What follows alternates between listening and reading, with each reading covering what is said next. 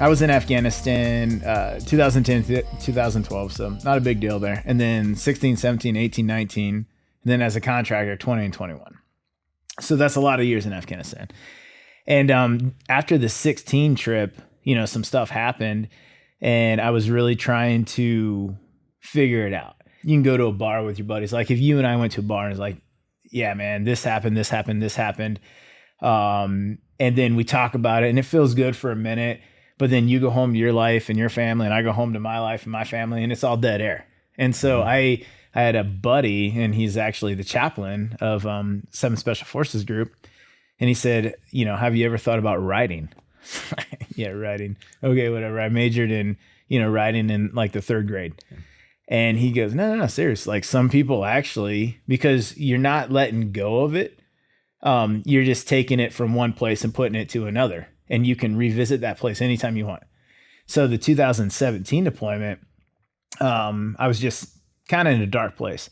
So let me check out this little writing thing he's talking about. Let's see. And Microsoft Word, and just started typing.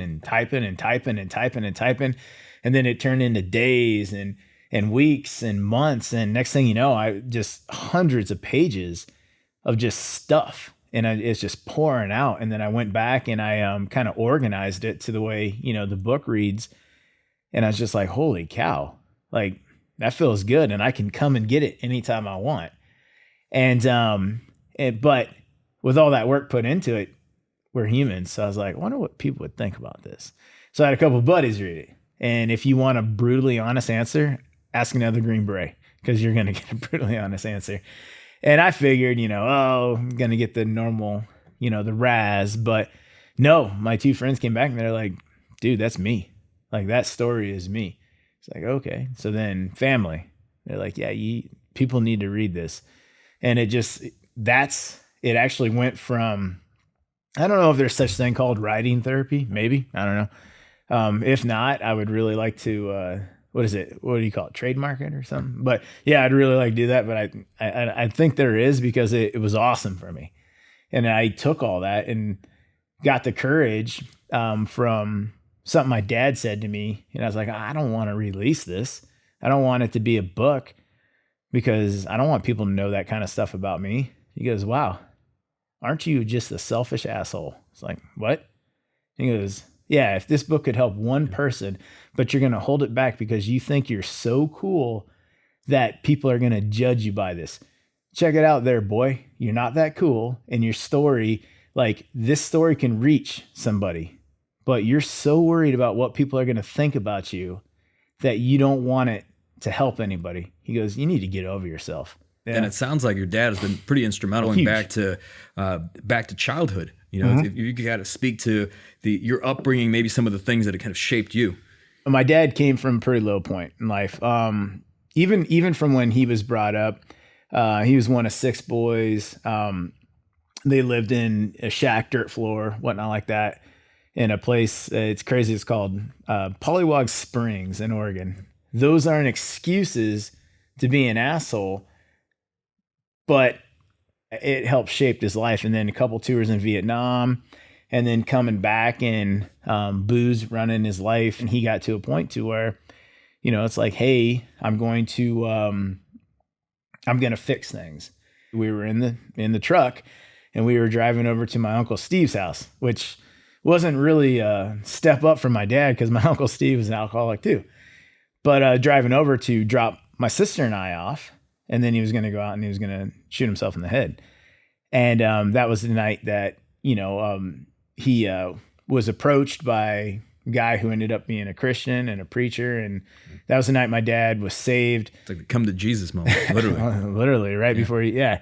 And so that's what kind of started him on the path he was, from the lowest point, in life. And then if I could have just looked back on my dad's life and understood, like, wow, he was at this point, he, was saved, and then life started going good again. Then we got hit and we got hit and we got hit. And then I would have understood, like, hey, look, wow, this is crazy, but life's not fair. And the minute you can figure out that life's not fair is when you start to actually enjoy life. And when you figure out that life can be very brutal and you accept it and you understand it and you know that you're not, like, nobody owes you anything and you're not entitled to anything, that's when you can actually start to enjoy life. But before then, and it took me, it took me embarrassingly, years to figure out that I'm not owed a damn thing. And all I had to do was look back on my dad's life and my life growing up, and I could have, figured that kind of stuff out. So I imagine, like, kind of looking back now, you look at it through a different lens, but growing up as a kid, you describe a point where you're living in a tent, which I don't think you say you didn't really mind the tent. It was more about if some of the kids in school saw that you were living in a tent. I guess if you could speak to that. We hit some low points. For me, money wasn't, we didn't have a lot of money growing up. And, so I'm always borderline with, poor me, I grew up poor or something like that. But I've been around the world and I've seen poor. I didn't grow up bad at all. But yes, I lived in a tent for about a year. Let's be realistic here. This wasn't a little camping tent. It was a nice tent. It could fit like 5-6 people. It wasn't bad. But that was a chip on my shoulder for a long time until I started to understand that, number one, life's not fair. And number two, I looked around, I was like, oh, I don't really have it that bad. So, but yeah, it did. It shaped a lot of my childhood just because of that's not normal. You know what I mean? Mm-hmm. It wasn't that long. It was like a year in a tent. Wasn't that bad, but it's a tent. Even in school, I know you talk about playing football, being on the wrestling team, and having this level of toughness, almost like this resilience where at one point you say, your coach said that you were too stupid to quit, which could have been taken as an insult, but you wore it as a badge of honor. Where do you think that toughness and resilience came from? Well, the too stupid to quit part, I think, is just because I literally am just too stupid to quit.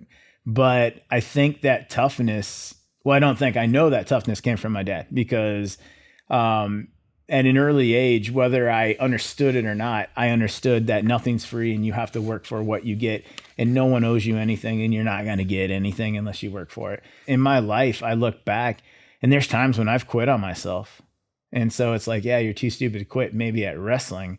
But I do have points in my life where I was like, wow, I could have done so much more, but I just gave up. So yes and no, but the too stupid to quit part, I think that's just, that's a wrestling thing. And my coach is like, man, you're getting your head tore off over there. And the guy just got tired. And I was like, yeah, I win. He goes, well, you didn't really win. You just outlasted. I'm like, yeah.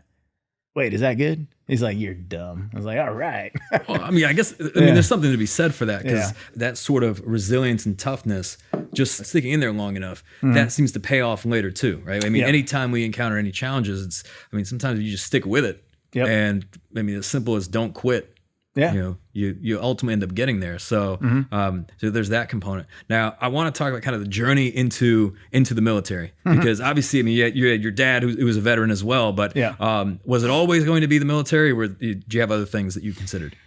From a young age, I was pretty much geared for the military, whether it was out playing Army in the woods at a young age or whatnot like that. My dad had pretty much, my mindset was military. Now, as I got to high school, I did, I started focusing on girls and whatnot like that. Same thing everybody does. And my dad's like, look, dude, you're 18, you're graduating soon.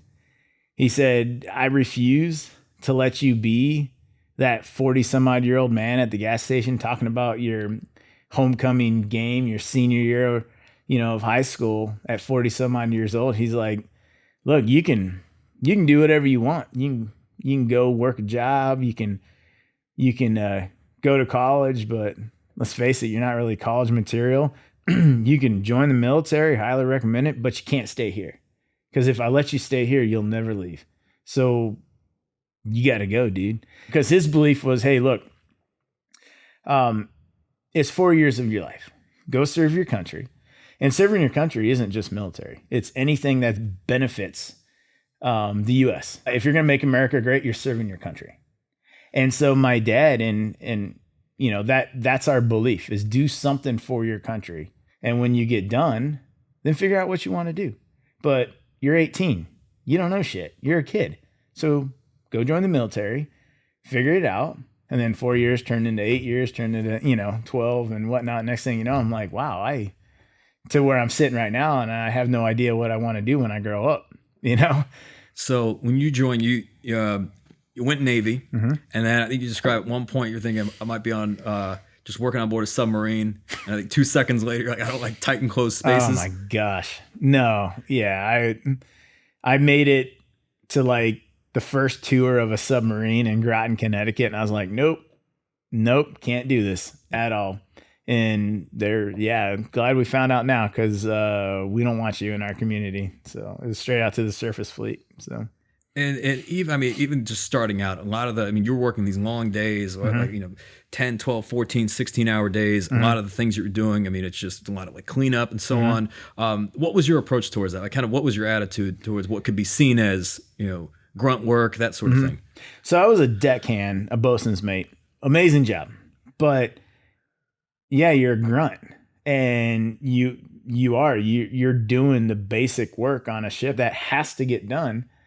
But for me, it was easy because it's how I grew up, farm work, logging. And so for me, it was an easy transition over. But if I was looking at some of the other rates out there, I was like, man, that guy's he's a sonar technician, and man, that guy works on radars and stuff like that. I was like, I'll just go over here and chip this paint and put some primer on it so it doesn't rust. And that was my world, but I loved it. It was it was a great life because I learned so much. And being a bosun's mate is, I believe, I know somebody listening to this may contradict it, but it's the core of the Navy, in my opinion. I had a blast. So horrible, but had a blast. So you go through this, you kind of finish this 4-year commitment in the Navy, and then you get out back into civilian life. And I think you was reading, you're bartending, you're doing this type of stuff. I think going back into civilian life, that was probably a bit of a change. You didn't like it very much. No, I didn't like it at all. So I tried my hand at being a civilian. I got out April 2001. So 9/11 hadn't kicked off yet and whatnot. And when 9/11 happened, then my wheels started turning again. But my relationship at the time, and I really thought that it would be, we're going to go in, bomb the crap out of them, and it'll be over with. And so I'll just continue doing what I'm doing. But I couldn't wrap my head around the lackadaisical mindset. It's like, it's 9:15. I'm not that late. You're still late. What are you talking about? There's a time.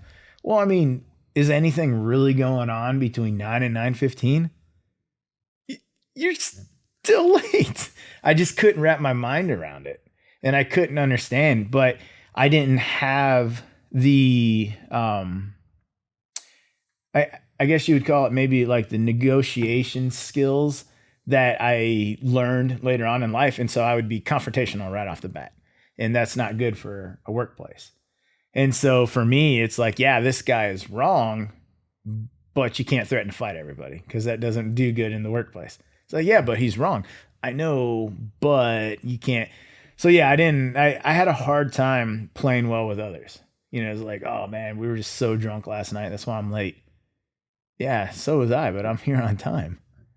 I couldn't understand it. And so I just chalk it up to, at that point in my life, I didn't really play well with others because I was still looking for a purpose. You the type of person that just likes just a lot of structure and having that regimen. Is that something that you like to have? I thrive in those environments. Like my dad was very structured. You're going to do it this way because I said so. I pay the bills. I put food in your mouth. If you don't like it, well, start paying bills and then you can have a say so. But until you pay bills and you've served your country, you don't have a voice. Just shut up and do what I tell you. And it's like, okay, yeah, that makes sense. So I actually thrive with structured direction. And it's like if somebody can give me a task, condition, and a standard, I'm fine. But if I have all three of those, you're going to get the best Ryan Hendrickson. And that's a military thing, task, condition, standard. And I'm gonna thrive. And so yes, when I am, it's weird for a Green Beret to say, But if I'm in an environment where I have direction that is given to me, like, hey, this is what needs to be accomplished, and these are your right and left limits, and this is what you have to work with, I'm good to go. If someone's like, hey, what do you think about this? Let's do something. I'm going to struggle. And then I'll research who has done this something before and their task condition standard. Then I'll set my own task condition standard and then accomplish the mission. But if that makes sense. So, absolutely. I mean, I think about, just even from a leadership standpoint, when you're leading people, that seems like a pretty consistent way to get a desired result, right? Because if you leave, if there's not boundaries, if there aren't conditions, if it's too open-ended, if the clarity doesn't exist, then you can still get a result, just might not be the result that you want. Yep. And as a leader, if you don't have a set task condition and standard, or that clarity is not there, then when the mission is accomplished, but it's not accomplished to what you wanted, can't go after the team for that, because they were missing one of those three, either a task or a condition or a standard. And so as a leader, if you just give them a blanket, like, hey, I would like this to happen, let's make it happen. Then when they come up with their, we call it a COA, but their course of action or not like that. When they come up with their course of action and it's not to your liking, then again, they didn't have a task condition and standard to go by. So you have to come back to, as a leader, if you want it to be this way, your way, which you can because you're the leader or the CEO or whatever it is, then you have to give those parameters, those right and left limits, those task conditions and standards, or else people aren't mind readers. You know what I mean? And I do feel that some leaders suffer because they don't have a set task condition and standard, or they'll promote, I want free thinkers.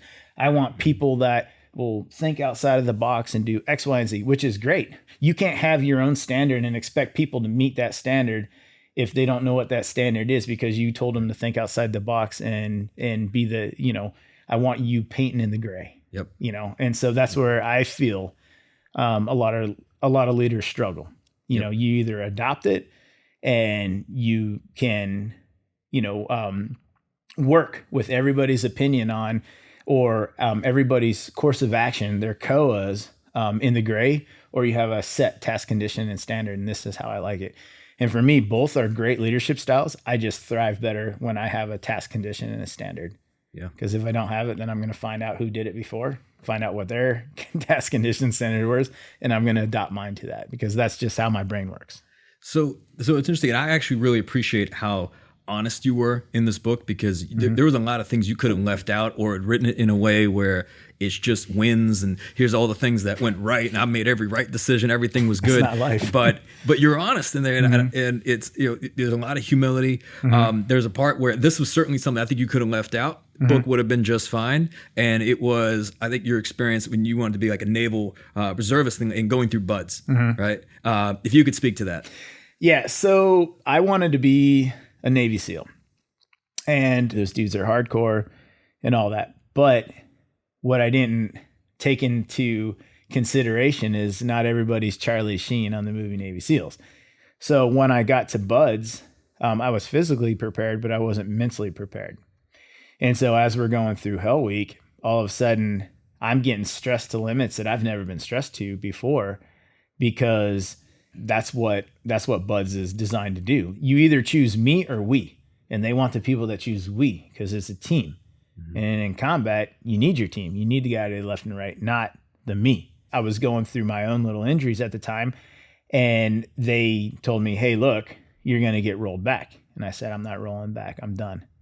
And so I gave up on myself. Yeah, you quit on yourself right there.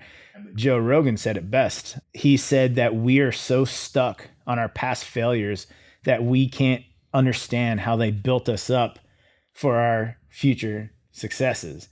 And it took me forever to understand that failure at Buds, because I was so disgusted with what happened there, that when I went through Special Forces training, I never was going to go back to that disgusting part of my life again. And so it actually paved the way for me to become a Green Beret. Yeah. And so, yeah, both extremely tough programs But if I never had that moment in my life where I was like, God, dude, why did you do that? Then I would never have been able to grow from that.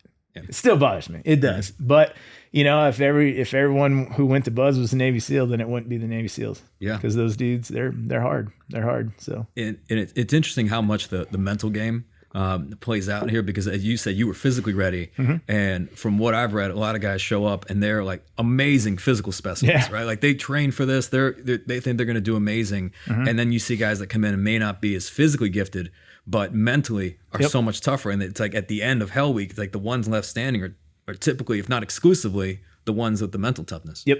It's probably exclusively, because Hell Week is meant to, regardless of what phenomenal athlete you were, because in my class, there were some studs, Division I wrestlers. You were probably the epitome as a Division I college wrestler, just in my opinion.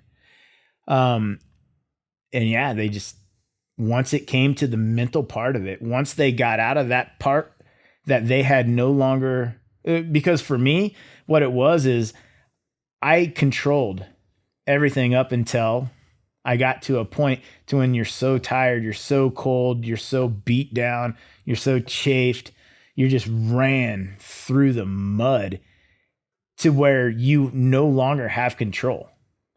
And that's when it goes from the me to we part. Now you gotta, if I could have adopted my mindset to my boat crew, now it's a we instead of a me, then, and if I could have made it one evolution at a time, or just make it to that next meal instead of looking at 5 straight days of this, then it would have been different. But my mind was really weak. And so instead of going back to day 1, phase 1, I was like, no, I'm not going back.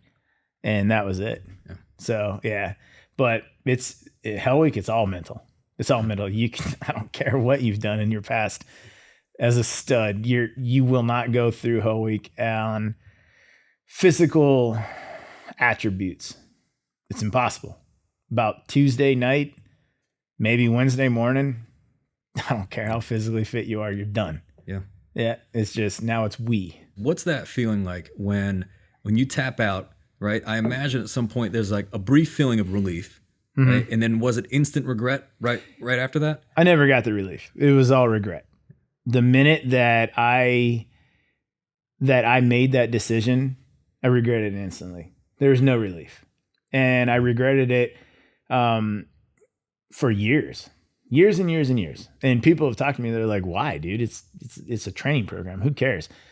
It doesn't matter. It has nothing to do with whether it was buds or it was wrestling or special forces or what it was. It had nothing to do with that. It had to do with the decision that I made at that point in my life. So you could have been anywhere in any situation in your life. And the decision that I made, to quit on myself was, again, that's what bothered me. It wasn't the fact that it was at Bud's or if it was here or there. Bud's just happened to be the place I was at because it's one of the hardest training pipelines in the military, So what do you think differentiates people, like when they're making a decision, to quit something? Like what do you think, at what point is it a good decision saying, hey, you can quit, no regrets, versus they're about to quit on something that they might regret for the rest of their life? So I honestly believe that you're always going to have regrets if you quit. Now, when people go through a course, like with Special Forces, they'll make it all the way through the selection process. So 21 days. Selection is basically a Hell Week, but it's a long duration. But at the very end, they've made it through all this and they're still standing at the end and they're told, hey, look, you're not what we're looking for. Or you go 2.5 years through training, you get the Robin Sage, you finish Robin Sage for the instructors to tell you, hey, look, thank you for trying out. You're not what we're looking for. And that's 2.5 years of your life gone. And so, but the difference, I think, between quitting on yourself and not making the cut is this. If you gave it everything you possibly had, and that's what I learned from Buds. If I give it every single thing I have, leave it all out there, I have nothing left to give.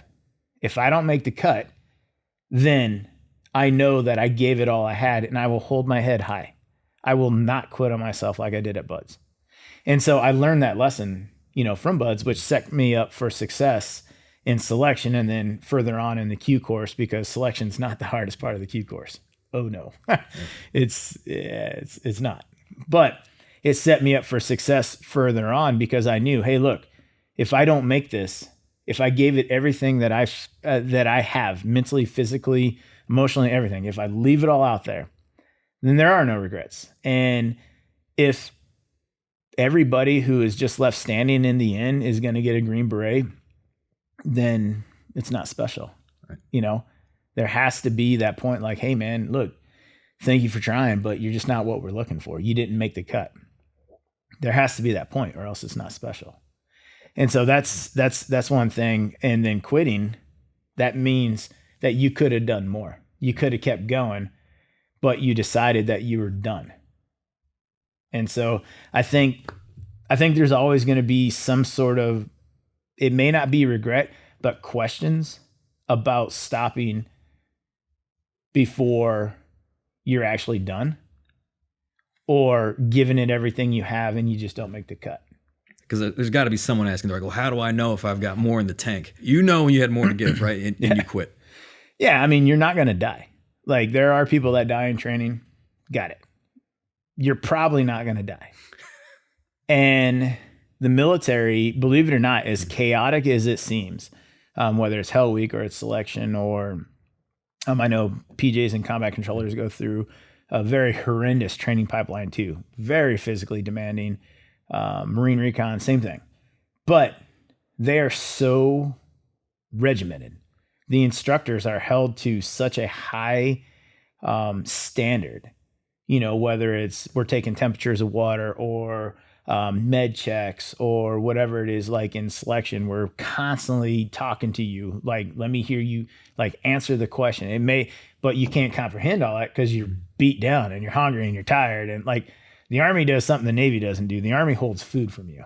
And that's horrible. The Army loves to make you hungry and tired and cold and wet and whatnot. The Navy, you'll be beat down, cold, wet, beat down, tired, but you're going to be fed. In the Army, they're like, yeah, we can hold food too. But I think if you can understand that you're going to be fine, like physically, you will be fine, which is very, very hard to understand that when you're going through that mental minefield of the training. But if you understand that, then you're more apt to push even further, because if you do drop, you're gonna be taken care of. Yeah. Very rare for people to die in training. It happens, but it's rare. The person listening, there's probably someone shaking their head thinking, why do they have to be that intense? Why that level of selection? Why put somebody through that? What happens if you don't go through that level of just training, preparation, that level of intensity? Are you prepared? I believe that when we are cold, wet, tired, hungry, tired, and then you start to train, it's because of combat. And so when you're in a TIC or troops in contact, or you're in a firefight or whatnot, the minute that 762 starts cracking, your adrenaline takes over. And people talk about the fight or flight. And you can train fight, but it's very hard to train it. And it's very hard to get as realistic as actual combat in training. But the closest that we can get is they beat you down until there is nothing left of you as a man or a woman, and then you start to train. And the reason for that is when those rounds start cracking or people start getting hit and you got explosions going off, because an ambush is very scary. I mean, it's initiated by PKM, then RPGs, then mortar fire starts walking in because they go far, then they go near, and then they split the difference. When they split the difference, you're in trouble. But for you to be able to fight through that fog of war, you can't think through it because your mind shuts down and adrenaline takes over. So they call it muscle memory. And then you start to react on all of your training, but it's not training when it was warm. It was perfect. Your muscle memory is from when you were just beat down and you can't even remember how you trained. Like, what did we do? I don't even remember, dude. I was a zombie. But that's when you start training, and then all that training kicks in. once that 7.62 starts cracking and RPGs are going off. And so that's why, you know, special operations is such rigorous, is because they have to get as close to combat as they can get. And when you're in a special operations community, you're more than likely going to be the ones that are going to deal with the brunt of combat. So that's, again, my belief is why we train the way we do. And at the height of it, because I want you to quantify this in the sense when you say beat down and you're withholding sleep, it's like, is it an all-nighter and then withholding food? Like, when is the last time you slept and when's the last time you ate? Like, I guess to put in that scenario, like in that moment.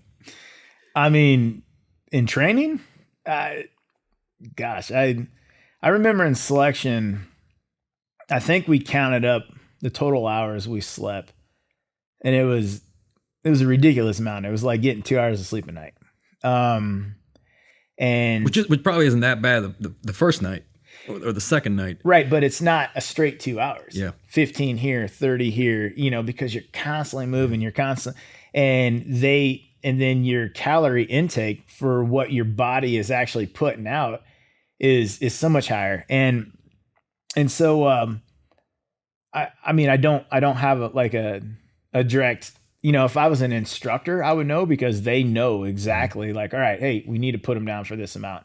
Okay, let's get them up. A few flashbangs. We're back going at it again. But going through the training, I mean, pulling a 72 hour with 3 MREs, all the water you can drink. Oh, they'll hydrate you. That's not a problem. But yeah, the Army likes to hydrate you to a point to where it's just obnoxious. But holding food and sleep and just beating you down, and holding dry clothes. Oh yeah, all day, every day. So did it impress you? I just, like, once you kind of realized, like, just what the human body could take and really endure. I think a lot of people don't really have an appreciation for just how much punishment you can undergo and, like, how long you can go without sleep, without food. Now, your decision making is probably compromised. Yeah. You're, without a doubt, you're a zombie, but you're still alive. Yeah, no, the human body can take a lot. It was pretty surprising to me, especially, you know, when the dust cleared at selection, and we had just finished our 33-mile trek, and it was like, all right, dust is cleared. We're waiting to figure out who got selected and who was a non-select and whatnot like that. I was looking back to the best of my ability, because again, we were pulling probably like a 48 hour, but I do remember thinking, it's like, wow. Like, I had no idea I could do that. I just kept moving, just right, left, left, right, left, right. When I went through, we had a trek. And so selection differs from buds in one way, in many ways. You know, buds, a lot of water. Selection, you don't have to be a great swimmer, which is perfect for me, because I found out in buds that I don't really like the water that much. But it differs in the yelling and screaming aspect. So at buds, it's very in your face. You're yelling and screaming and that chaos, that fog of war. At selection, it's different. It's mental. So they'll put a whiteboard up and they'll write directions on it. And they're like, follow the directions. And it may seem easy, but you're like, well, wait a second. It just tells me to follow the cones. It doesn't give me a time limit. It just says do your best and follow the cones till I'm told to stop. And, well, wait a second. What do you mean, just do your best? Well, that doesn't make any sense. And then the other rules from the other day, don't talk to other students or what. And so it is. Selection was very, very mentally tasking, because there really is no yelling and screaming. Just like, hey, do you want to be here? I mean, yeah, grab the log, Dan. I mean, follow directions. What did the whiteboard say? And you don't know if you're following cones for a mile or 30 miles. Yeah. So like on the trek, we all war game selection. You know, students went through before. We're like, all right, it's probably going to be like 20 miles or something like that. Yeah, it's not a problem. And then, so we were just told to follow the cones. And next thing you know, I think the trek's 12 hours, something like that. Well, I can finally see the lights It's still dark out. I can finally see the lights. So I'm looking up ahead and you see the finish point because we all have these GPS little trackers on us because you were so tired. People will just straight up walk into the woods and I was just so tired, but I just kept following the cones, just left foot, right foot, left foot, right foot. And I saw the lights. So, oh man, this is great. So adrenaline spikes again and I start my little trot. I'm like, yeah, I'm going to do it. And then I finally, and you can see the lights and they make it huge, bright, such an emotional thing. Like, I'm going to do it, man. I'm going to finish. And you can see, I start getting closer and there's the Gatorade buckets and bananas and all this stuff. But there's a whiteboard there. It's like, oh, maybe it's congratulations. And I get up there and it's like, do not stop. Continue following the cones. Are you fucking kidding me, man? I just did this. And guys quit just like that. God. Yeah. And I just was like, all right. So left foot, left foot, and just kept, and I maybe went another mile and a half. And then truck came and picked us up and they're like, all right, you're complete. It's like, well, where were we following the cones to? Nowhere. You're done. Get in the truck. Man, put your rucks in the trailer. What? And that's a big thing with SF is it's mental. Like, do you want to be here? Oh, okay, that's cool. If you don't, man, it's not a problem.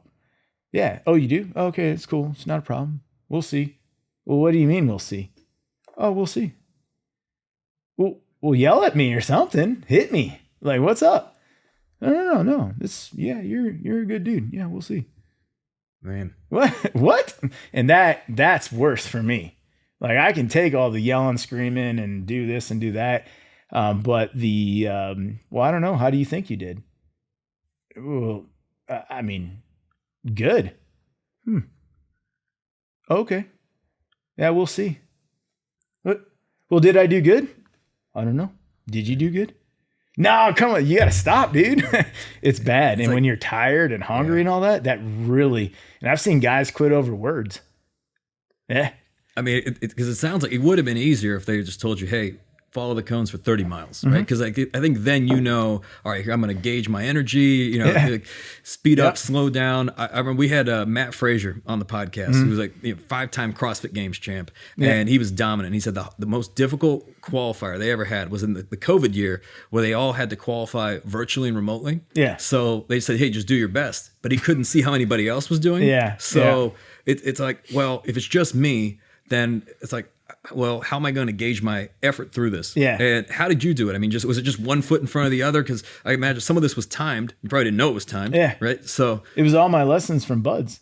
And it was like, look, I don't know how I'm doing because they make a strict rule. Do not, if you're caught talking to other students during this evolution, you're gone. And they will. Like, someone will be like, hey, man, you good? Hey, you, roster number, whatever, back of the truck, you're done. You can't. That's it. You can't stop. You can't stop. And like the basic soldier instinct, like, oh man, my buddy's down right now. He's hurting. I need to check on him. You can't. Yeah. Why? Because can you follow directions? And that truck's there. I mean, they're not leaving him out there to die. The truck is right. They're watching it. But the minute you stop and like, hey, let me help you out. Now, guys do it. But you got to be sneaky about it because we're human beings. But, I mean, for me, it was the lessons I learned at Buzz. It's like, look, I'm not going to stop. They're going to tell me I'm done. I am never going to say I'm done again. And I had to learn that lesson the hard way, which actually set me up for success to become a Green Beret because people are like, well, which one's harder? They're both hard, but it depends on how you go through the training. If you're mentally tough, you're going to be fine. If you're physically tough but not mentally tough, you're not going to make it. Either one. And they do that for a reason. And so, but yeah, I kept going because they were going to tell me to stop. I wasn't going to stop regardless of how fast I was. Cause on the trek, you're a zombie. You're not going fast. You look dumb, but it's just, you will tell me when I'm done. I will not tell me when I'm done. And that's what I learned from that. So what? I we're talking a lot about kind of the training that went into being a Green Beret, but why? Like, what kind of sparked your interest in Green Beret, and then even for the people listening, just in background on who are these guys, right? Like just special forces. Like what does that mean? My dad in Vietnam had worked with him. He wasn't a Green Beret himself, but he was a crew chief on medevac helicopters for MAC-VSOG teams. They were Green Berets that were doing all the special tactic or the ST teams in different areas in Vietnam. As I started to figure out more and more about what a Green Beret does, there's a lot of differences. Rangers do this and Green Berets do this. Like, what's the difference? In my opinion, Rangers are the elite when it comes to, if you need this wide area completely cleared, disarmed, and bad guys killed, you send in Rangers. They will kill everything and they will do it extremely good. Surprise, speed, violence of action, that is Rangers. Those dudes, 100%. SEALs, same thing. Their tactics are amazing. They are great shooters. And you know, they get a lot of good missions because they're good, you know, under the trigger and whatnot. The reason why being a Green Beret was so appealing to me is because of the human domain aspect of it. So anybody can pull a trigger. It's very easy to kill somebody. But being able to think through your shots, the second and the third order effects of, if I pull the trigger here, what is that going to do for fill in all the blanks, you know? And so now you're working in the human domain. And instead of going in and kicking doors, which we've kicked plenty of doors, but now you're worried like, all right, if I go through and I trash this village, did I just create a bunch of potential terrorists? Or can we come through, ask the village elder for permission to enter his village? Yes, it's a little bit riskier, but treat them as a human being, because surprise, they are human beings. Treat them as a human being with respect, because again, surprise, people around the world like to be treated with respect. And then maybe we can gain rapport, and maybe we can actually do this instead of pulling the trigger and doing this and whatnot. Trigger pulling is necessary. That's the reason why we do. We have Rangers and we have SEALs, because there are a lot of bad guys out there that just need to die. But there's also a domain in war that needs to have an unconventional aspect to it, which is why Green Berets thrive in UW, or unconventional warfare. And that is, it's hearts and minds, it's force multiplying, it's getting dropped in behind enemy lines and hostile areas and building up a force through your locals or your indige or whatnot, and building up a force to combat those threats for the greater good. And oh, by the way, you do it through what human beings respond to: respect, rapport, treating people like they're human beings and stuff like that. Yeah, you don't have to speak the language. You respect me? All right, man, let's talk. You start kicking doors and killing people that don't need to die, again, thinking through your shots, then you probably just created more terrorists that could end up killing your buddy. And so that's what I really liked about being a Green Beret. Everybody has their niche. Rangers are amazing. SEALs are amazing. But Green Berets, we work in the unconventional side of things, to where we do have to think through the human domain. And that really, really appeased me. So in becoming a Green Beret, I know there's the whiteboard portion we talked about, but you got to that's speak just to selection. Yeah. What, like, how long does this whole process take? And it even kind of briefly speaking to like the different steps involved. So for me, it was from flash to bang. So infantry, basic, airborne school, all the way through. It was a 2-year process. Our medics are 18 deltas. I mean, like 2.5, 3 years of just training, probably more like 3 years, because of all the medical stuff they have to go through. And I was too dumb to do that anyways. I like explosives. I was like, yeah, C4, boom. Oh, cool. And so that's why, that's what I did. But yeah, the phases of the pipeline, and they constantly change it up, because you always have to adapt to the new recruits that you have coming in, because society changes and your caliber of soldier coming through, they may still be, the dudes that are hard as woodpecker lips, but their mindset may be a little bit different. I'm more techie, or I'm more this, or so you're constantly evolving. I went through with instructors that were just like, all right, we are going to beat the crap out of you every step of the way. And if you don't like it, leave. And if you do like it, well, you're probably still going to leave because we hate you. And then I was like, oh, this is horrible. This sucks. Like, good, leave. I don't want to leave, kind of thing. But yeah, I mean, it was from SUT, small unit tactics, and it was just, it was hard. I mean, it was a physical beatdown. And every time you start a new phase in the Q course, you revert back to day one. It's not like it's like, oh, hey, yeah, I've made it 6 months through the Q course. No one cares. Oh, you're day one phase, whatever. Yeah, you're a new guy that's never done anything before. You're a piece of crap. You're going to get your whole team killed in combat. You might as well quit right now. You suck. It's like, well, I was selected. I don't care. Selection's easy. Wait till, it's like, everyone always says everything I just did was easy until this. Is like, God, man, when am I ever going to be there? And you never are. And when you get to the team, it's like, oh, you went through Q course is a joke now. You should have went through when I went through. Holy cow, man. When am I ever going to go through? Like, everyone was that last hard class. Everyone was like, oh, man, when I went through it was like, oh, God, here we go. And I do the same thing, too. Like, oh, no. When I went through and guys like, oh, yeah, last hard class ever. Everyone does that. It doesn't matter what branch of the military you're in. Everybody was in that last hard class. On the way to becoming a Green Beret, there's team week. It always seems like a team is so important, right? To be someone who's selfless, that really can work together on a team. This seems like this selects a lot of people out.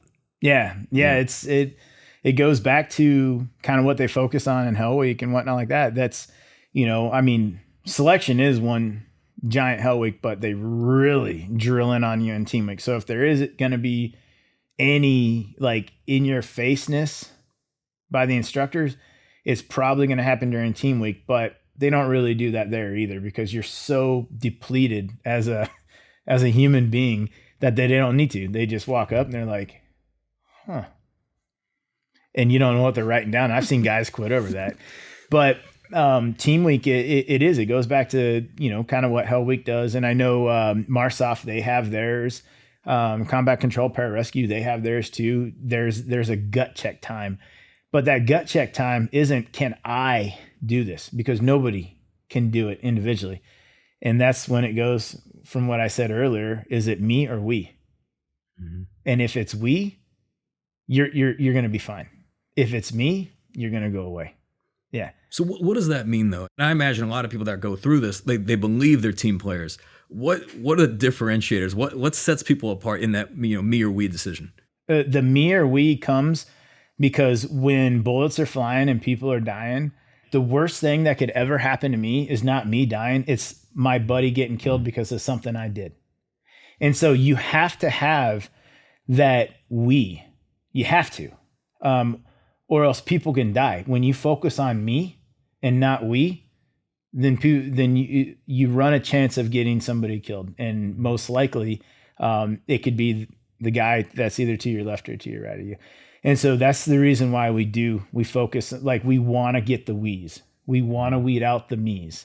Me's are good for sports or whatnot, individual competitive things. But me's are not good for combat. You have to have we's. The guys that are willing to, I'll lay down my life to make sure my buddies go home to their families. You have to have that.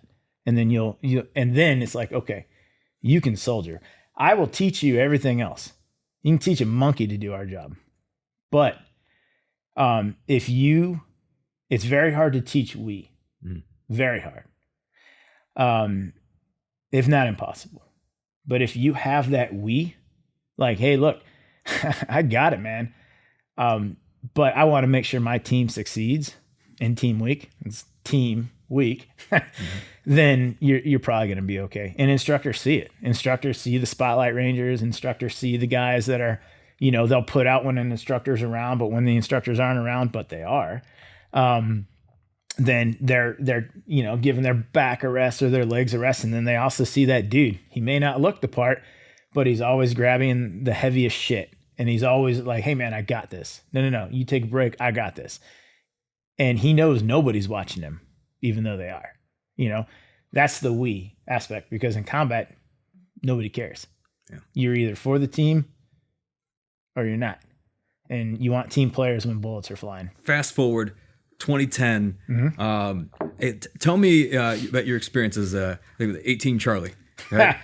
So when I first got to group, it was a rude awakening. So I had graduated the Q courses. Yeah, I'm Green Beret now. It's badass. And I thought, I just like, man, it's going to be smooth sailing from here.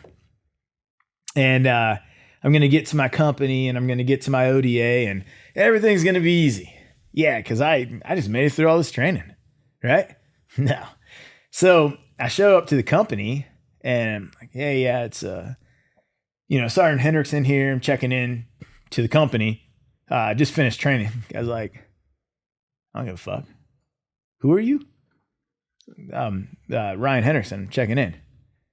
Oh, yeah, man, just go over there, dude.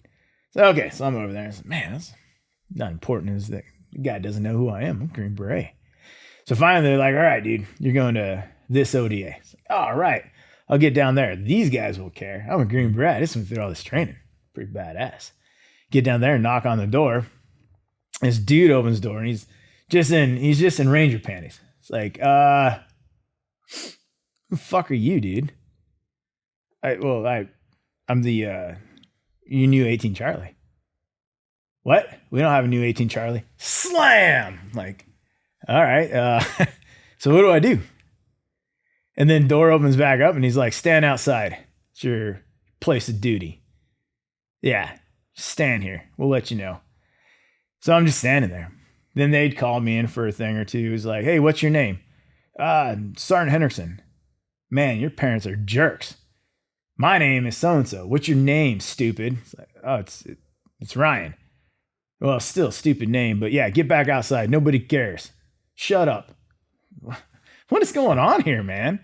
And so slowly but surely, so it was like standing outside the door for, a week, and then you get let into the team room, and then, it's like your, best piece of advice I got is no one cares what you have to say. We don't care. You haven't done shit in your life. Shut your mouth, open your ears and your eyes and learn, because we're going to war.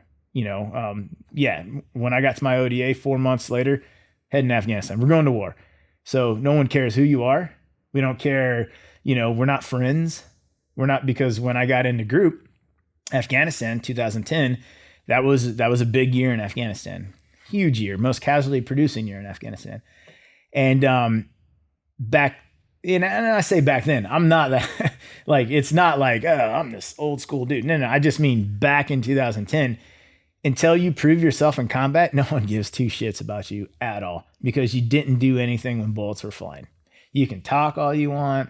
You can, be the best runner or swimmer or whatever it is, whether you're SEAL or Green Beret or MARSOC or whatever. No one cared until you proved yourself when rounds were flying and it actually meant something. And I was just like, wow, I made it all the way through training. Why are you like, you guys not know who I am? No, and we don't really care. So, because if you're not good, you're going to die and nobody wants to care. So yeah, better be good. So, shit. So then, I guess you got out there. How did you find yourself as the man up front? Because it's interesting to say, like, that is the place you control. It's where you felt most safe. But one could argue you're also the first to encounter an IED. Yeah. So as an 18 Charlie, it's, the demolition expert or whatnot.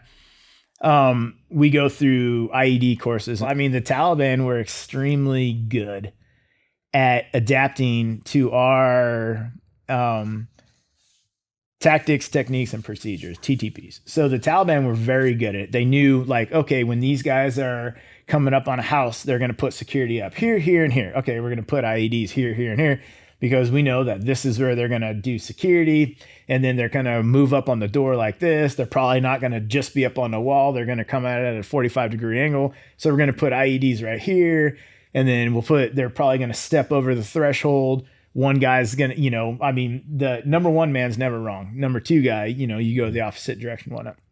But we know kind of how, and so they were able to adapt to our TTPs, and they would IED, those areas. And we learned a little bit about it in the Q course as an 18 Charlie, the only MOS that really did. So you're like, all right. And they're like, all right, you're the IED guy, because you learned all this stuff about IEDs. Like, whoa, hold on. And so when I got into country, we had counter IED guys that were Afghans, and those dudes, extremely good. They could look down a road and be like, that's not right. That's not right. That's not right. IED, IED, IED. Like, how do you know? He goes, I just know. Well, how? Well, because I'm from here and I know that that doesn't belong there and that's not right there. It's like, damn. And so I started to learn that, yeah, you have all this equipment and mine detecting equipment, all this other stuff, but I have found the majority of my IEDs with my eyeballs, you know, because it's ground signed. It's something's not right here. Would I put one here? Okay, then maybe there's one here. And all that was learned in Afghanistan, but I ended up in the front because of my MOS. It's like, oh, well, you're the IED guy. You trained on it in the Charlie course. And I was like, not really, but okay. But I ended up I ended up loving it because I could control my environment in the front. I can, you know, you're never going to be able to control what the enemy does. But if I'm in the front, the only thing I'm worried about is what, you know, what I can't control, but I can control everything around me. And so me having that control, it created safety for me. Even though I was probably the first one to get my face canoed in, it created a safety bubble because I had control over being in the front. And it's weird to explain, but it's just how my mind works. Like I control, you know, what I can control. And if it's meant to happen, then it's going to happen. You can't control that. It's just, that's, you know, because I believe that the beginning of your life and the end of your life are written. They're set in stone. There's nothing you can do about it. When you're born and when you die, that's done. But those pages in between, they're all blank. So it's how you're going to fill them out. So if this is how I'm going to die, it's already done. It doesn't matter if I'm in Afghanistan or at home. I will die this day. And there's nothing you can do to change it.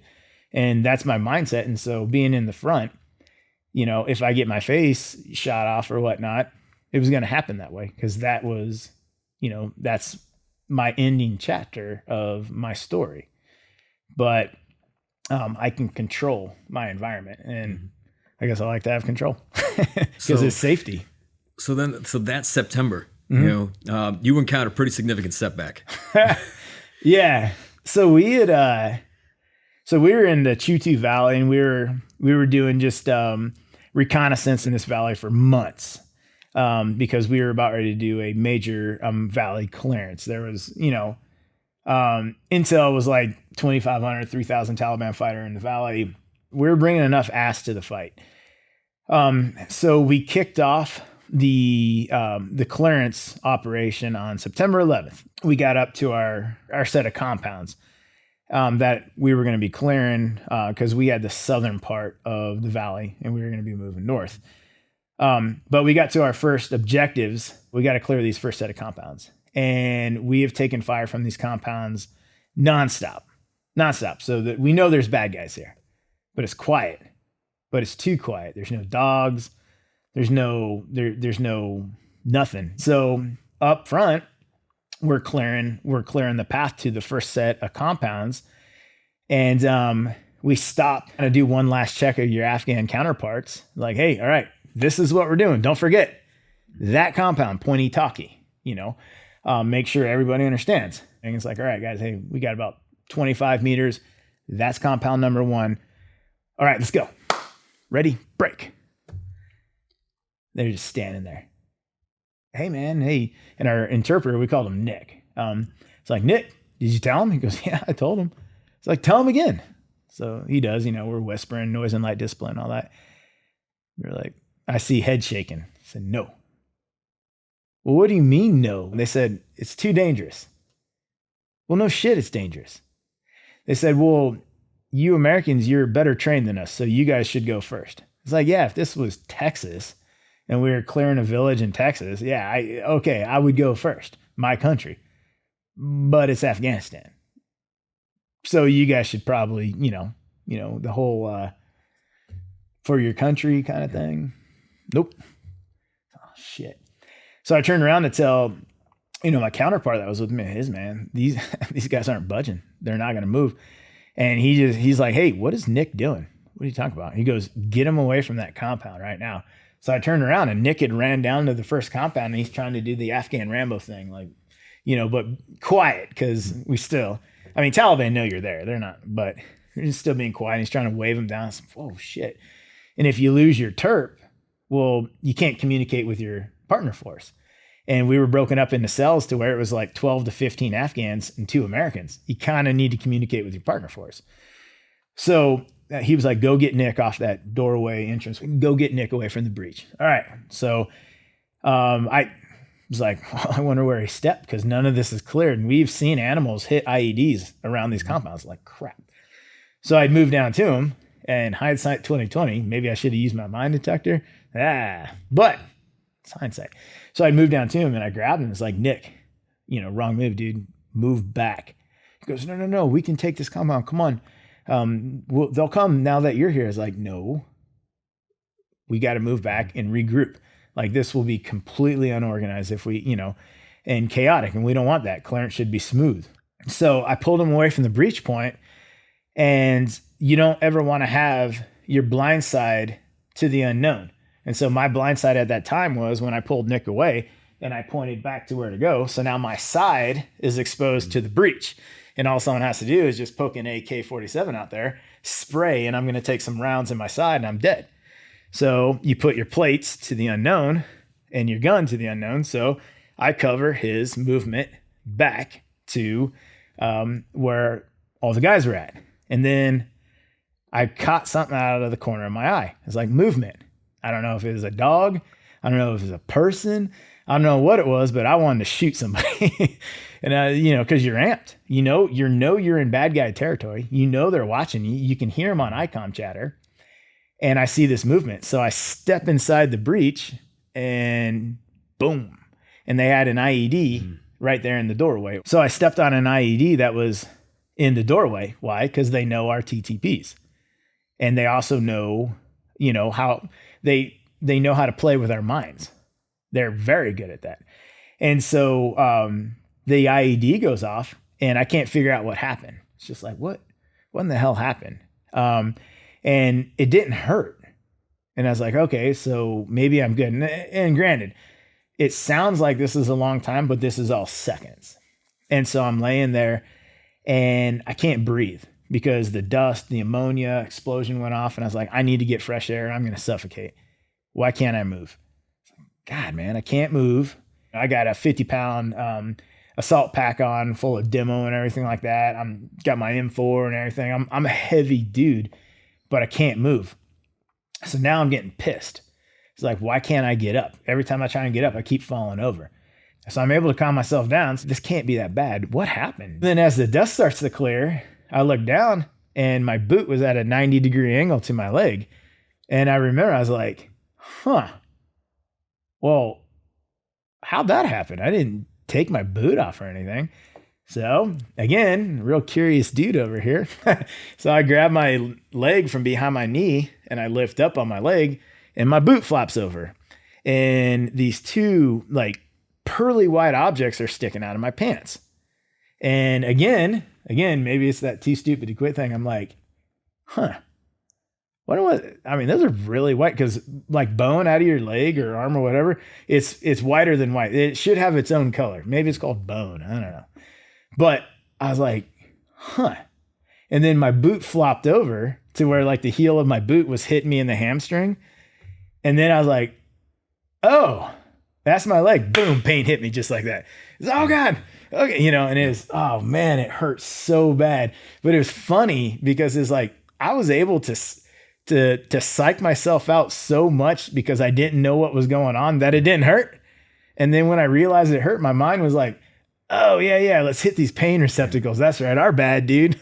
We should have been doing this whole time. And man, so, you do the whole thing you see on movies, medic, I'm down, stuff like that and whatever. But it was crazy how it was like, it didn't hurt at first. And it's like, wonder what happened, and then all of a sudden it's like, oh, that's what happened. And then then the pain, And like initially, these guys can't run to your aid, right? I mean, they don't know if there's other IEDs, like they don't know the situation. So the Taliban also know that we will send 100 service members to recover one. And if 99 of them die, and we recover that person, it's mission success. We will not leave a soldier to fall in the hands of the enemy. And they know this. And they also know that we value life and they value death. And so if they can die this glorious death, then that is the same as us saving our buddy. And our adrenaline will take over, will override your common sense. And they know this. And you will run down there to save your screaming buddy that could very well die if he doesn't. And so the Taliban are like, so the Americans, they value life. Okay. So we're going to put multiple IEDs in the area. So a rescue team, if they run straight to his aid, they're going to hit all these IEDs. And now we got like 10 dudes on the ground. Perfect. And so very smart. And so they actually play on our value of life so much to where the IED I hit, there was secondary IEDs all around me. And so that's why in the military, we train self-aid, buddy aid. You have to be able to provide self-aid to yourself first, because you can't just run down to the dude. You run after him, now you're a target. Now you're hit. Now the team has to recover 2, not just 1. You know what I'm saying? Mm-hmm. So, and it's hard. It's hard because of our value of life. And they know that. And they're experts at playing on that. Once you realize basically your leg's been blown off, right? Mm-hmm. Like what's your thought process? Are you thinking, man, it's over, or this is it for me entirely? This is it for my career. This is like, or I need help, and bring the morphine that know that you soon learn that morphine was not for you. Yeah, no. As I was laying there, I remember the guy that was on my team, as he was on the radio, like, hey, we got Ryan hit an IED, got a man down, because the very first thing you do is security. Your buddy can be bleeding out. If guys are getting hit all around you, then you're not doing them any good. Security has to be up. Well, he knew that I had wandered into an uncleared area and there was IEDs. Where there's 1, there's 5 or 3 or 10, who knows? Yeah, guys are starting to move from where they were at in their position, because we were spread out all over the village. Yep. They're starting to move back. Now it's like, oh shit, we got IEDs in the area. So we need to retrace our steps back. We need to get to this point. We need to clear up the Ryan. Oh, by the way, we have ICOM chatter that the Taliban are going to put in an ambush on us. Okay. And so I'm laying there, and I remember I'm like, my team can't get to me. And it was a very helpless feeling. And I kept trying to put my tourniquet on, but I couldn't. I was like, what is going on, man? Like, I just don't have the strength. And so I remember I laid back one time and I looked over, and all the chaos was in slow motion. Dudes were running here. You could see guys pointing, getting security up. I laid my head back and I was like, I'm going to die here today. And I don't know why, I just, because number one, I'm not a doctor, so I can't look down on my leg and be like, oh, that's just a fill in the blanks. No, tons of pain, and I see red stuff everywhere, which is meat and blood and all this other stuff. And yeah, and my team can't get to me, but it's a very sobering moment in your life when you're going to die. It's hard to explain, but it's just like emotional, regret-filled pain. Like, man, all this shit just hits you. And you're just like, damn, wow, I wish, and then obviously, I kind of here, so I made it, but, but yeah, it was crazy. I actually thought like, yeah, I'm gonna die here today. So they finally get to you, right? They give you like a fentanyl lollipop, and then the morphine, right? Yeah. As soon as they give you the morphine, you break out in hives. You mentioned in the book that usually, like, if you can just hang on for an hour, right, you're okay. But this was longer than an hour. Yeah, so it's called the golden hour, and basically what that means is from you getting hit, we have an hour. Like, you have the highest survivability rate within 1 hour. So when you plan your missions out, you're like, all right, we're going to be here in the Chutu Valley. I know that I could medevac him from here to TK or Tarankout within an hour. If he gets hit here, he'll be at Tarankout within an hour. His survivability rate it's in this level. Okay. if it's over an hour 10, hour 15, whatever. And again, I'm not I didn't study these charts, but I know it starts to drop dramatically once you go over that golden hour. And so, yeah, by the time I got fished out of there, my rate had dropped pretty dramatically just because of the amount of IEDs in the area, the Taliban.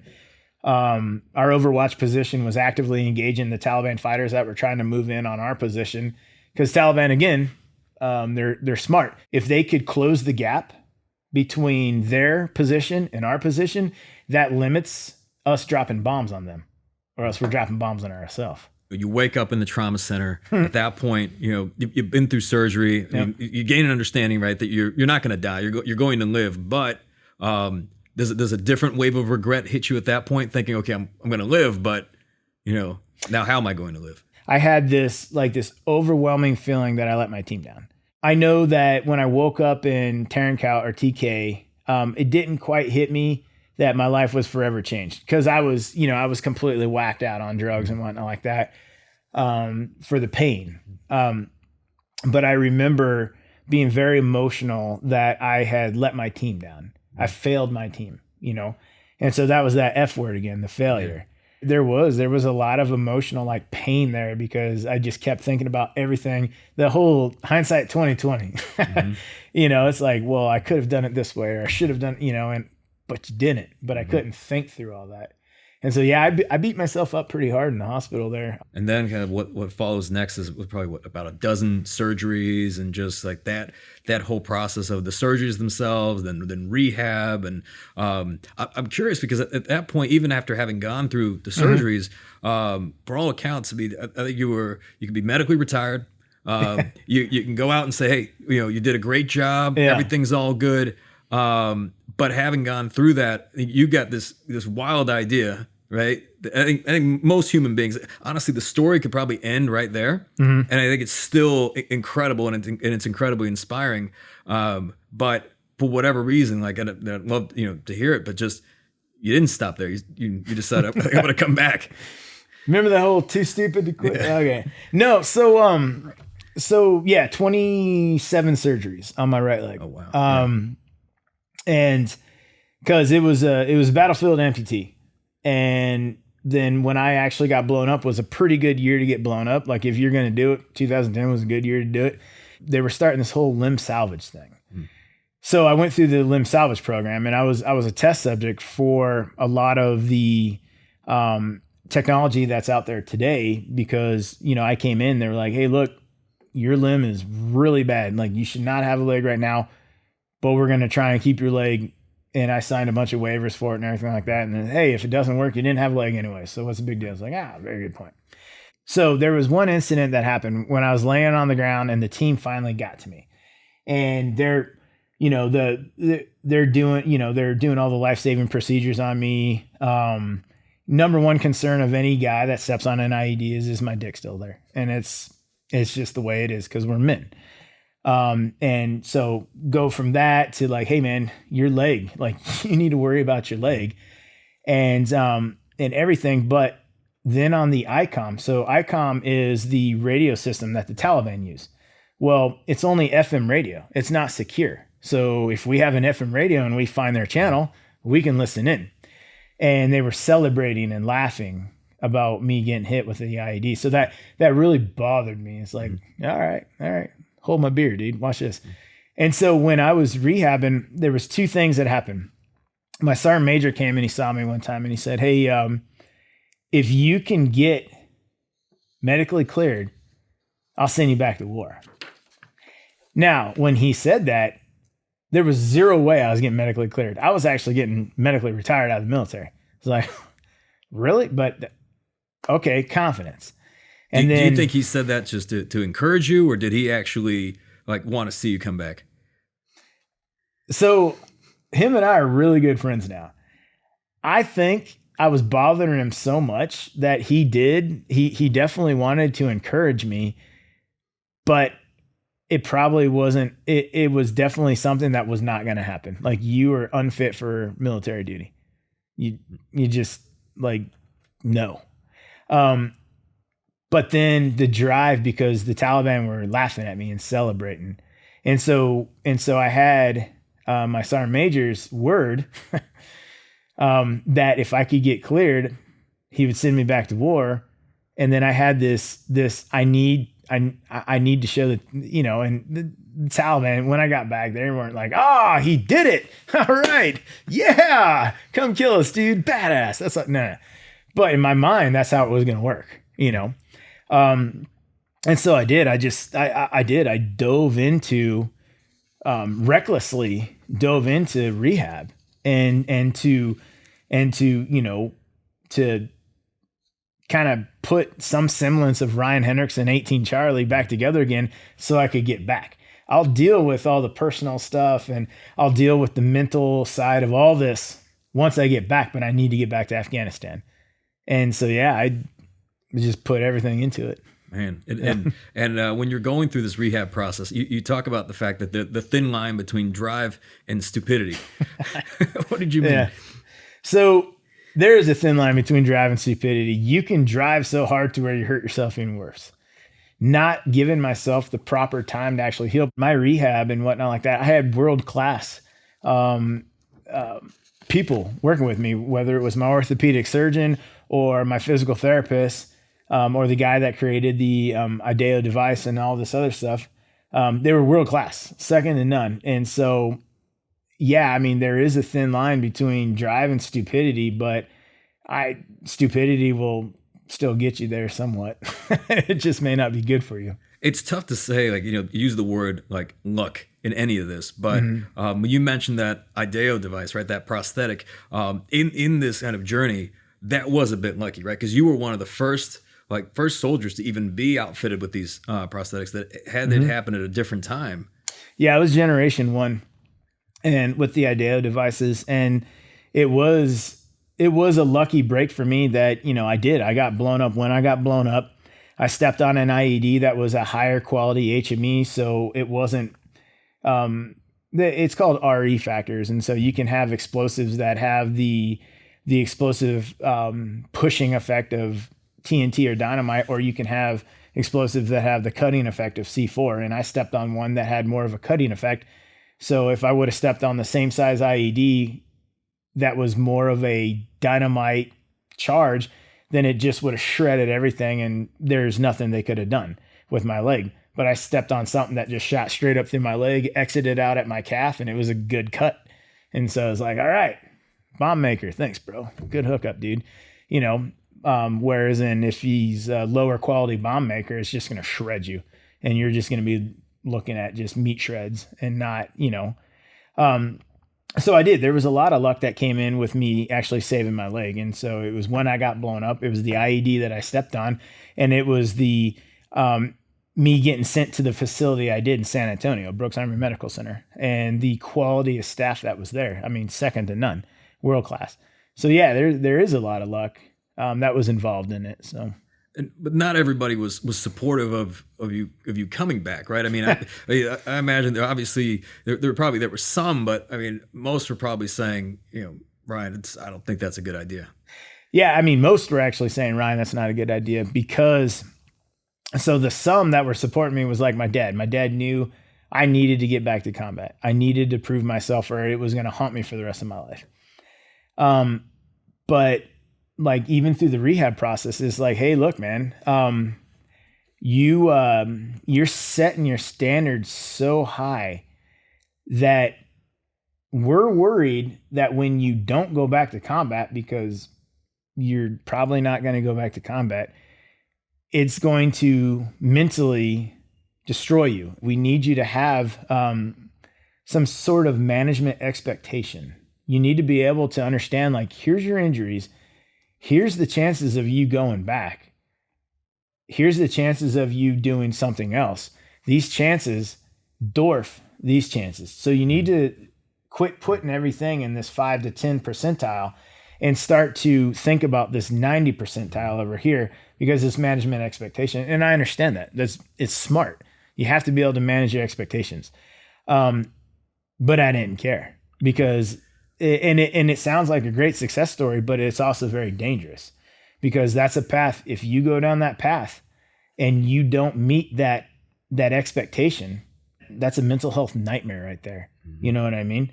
And so, yeah, I recklessly went for the 10% chance of going back to combat and didn't even think about, well, if this doesn't work, I didn't have any backup plans. It was all or nothing. And it sounds like a success story, but it's very dangerous. And so, yeah, I definitely recklessly pursued going back to combat so much to the point to where, and it was, I mean, even when I got cleared and I was able to weasel my way onto a flight back to Afghanistan in 2012, when I showed up, the team there was like, what are you doing here, dude? Like you are a liability to this team right now. So that surprised me, right? You would think you come back and they're like, man, Ryan, welcome back, man. Like not in combat. Let's do this. But yet they were concerned, right? They were concerned about your ability to perform, and it's interesting just from a team and leadership dynamic. Yep. Like how did you dissect that? So it was hard because again, it was just like going in the team room thinking there was going to be a ticker tape parade for the new guy out of the Q course. It was hard because it was like, what are you doing here, man? Like, you think this is a Make-A-Wish Foundation for Green Berets in combat? It's not. You can't come here and pew a few times and then go home and everything's great. Like, you're putting people's lives at risk because, again, it's the we, not the me. Mm-hmm. But I wanted to get back to combat so bad because I was so focused on the me. And I didn't really stop to think like, oh, am I a liability to the team?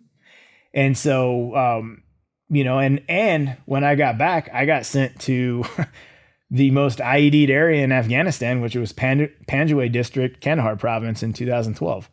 And so there was IEDs everywhere. Dudes were getting blown up left and right.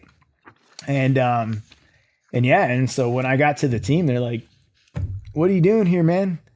But that's when I started proving myself and hey, and whatnot like that. And over a period of time, it's like, okay, hey, we're glad you're back. But it could have gone either way. And they were absolutely right. Like, why are you here? Like, why didn't you send us a good 18 Charlie with both legs? Like, why are you here, dude? And you have to understand that because it's combat and people die in combat, So like there's obviously the physical component, which, you were able to rehab, get back on the ground. Mm-hmm. But what about the mental aspect? I mean, after having your leg blown off and now you're right back on the ground. Were you worried about how you'd respond? Like just, if you were to encounter something like that again? But it's impossible to step on an IED or to get shot and come back exactly the same way you were before, because before you got hit, you were ignorant to what getting hit was about. After you got hit, now you know what it's about. It's a mental minefield. And so in the first couple of IEDs I found in the full range of motions, and it's just like, what am I doing, man? Why do I have to keep proving this to myself? Are you that dumb? And it's like, oh yeah, you are. So there's a part in the book where you talk about this Hilltop 2000 mission and after having gone through what you went through, right? And like all the adversity you overcame, I imagine it was difficult when you would hear people complaining about anything, right? Just the difference of perspective. A Hilltop 2000. So why we called it 2000? Because in little under a click, there was 2,000 feet in elevation gain. So basically we were going straight up to put up this observation post for this major valley clearance. And I was going up there with the command element. And so they needed an 18 Charlie. I had an incident that happened on, the team that moved me to the command section because my last mission in Panjwai, we were in a firefight and I jumped in a ditch full of human feces. And I had open blisters and the skin graft on the bottom of my foot was hanging open and skin graft on my leg was rubbed raw. And so during this entire firefight, I'm sitting there, I'm like, man, it really stinks. Man, it stinks. And then once I figured it out, I was like, oh, I just jumped in a shit trench. So then I had to get medically once we got back from the mission, they sent me back to CAF, and then command was like, hey, you're going to be here. Deployment's getting ready to end, and so you're going to hang out here with the command team so we can watch you. Well, there was this big valley clearance coming up, and it was the last time for the command to get in their last hoorah. Like, yeah, we went out and we did stuff with guns, and because it's command is on base and they do a lot of that stuff. And our command was amazing group of dudes. And they were going to go up this hilltop, and it's 2,000 feet in elevation and under a click. And the first sergeant came up to me. He's my buddy now, but he's like, "Hey, you show me how to work this mine detector?" I was like, "What?" He goes, "Yeah, I guess I'm going to clear the path." "Well, why don't you just take me?" They're like, "I don't know, man."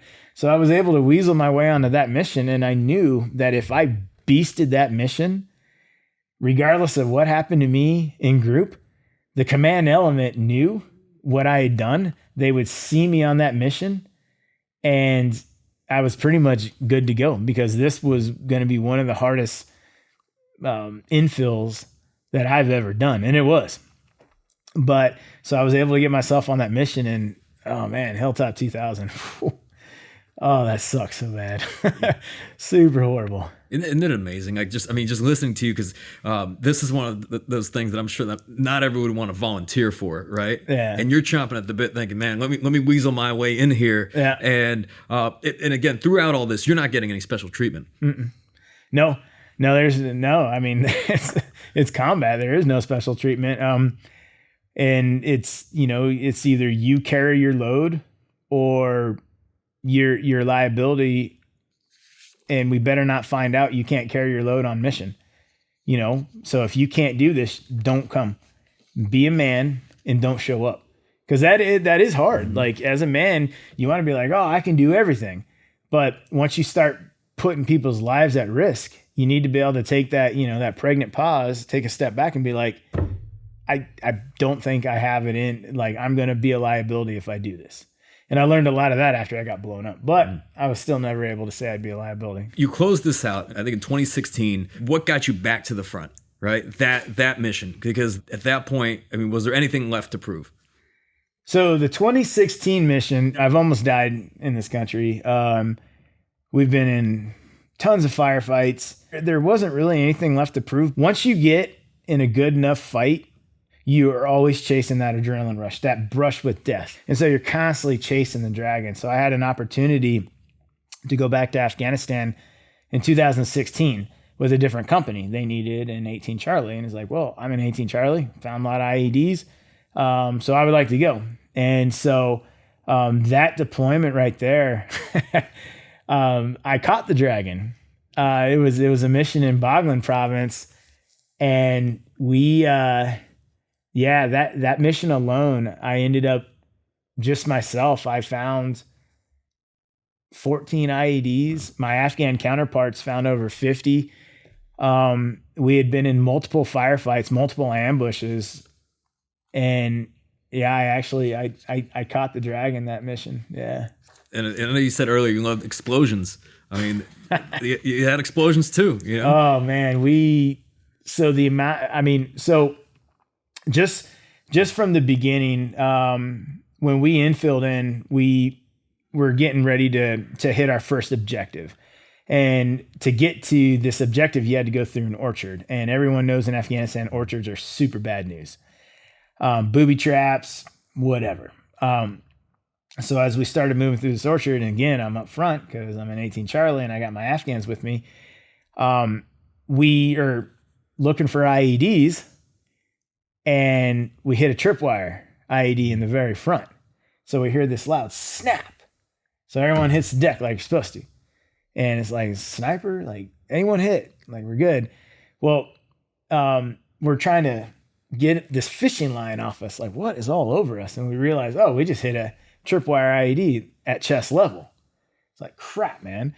And it didn't go off. The blasting cap went off, but the actual wall charge didn't go off. And if it would have killed us all, because it was just bolts, nails, nuts, everything. It's like, okay. So keep pushing on. Like, adrenaline rush. All right. Calm down. Mission hasn't even started yet. Haven't even hit the first objective. Calm down. Whew. Okay. Still got to make it to this compound. Move probably about 20 more feet. And I see this movement, this figure darts across this open area. It's like, whoa, what was that? So your gun comes up, and next thing I know, this burst of flame comes out of the wall, and it's about 20 meters from me. and it's a PKM. So PKM machine gun.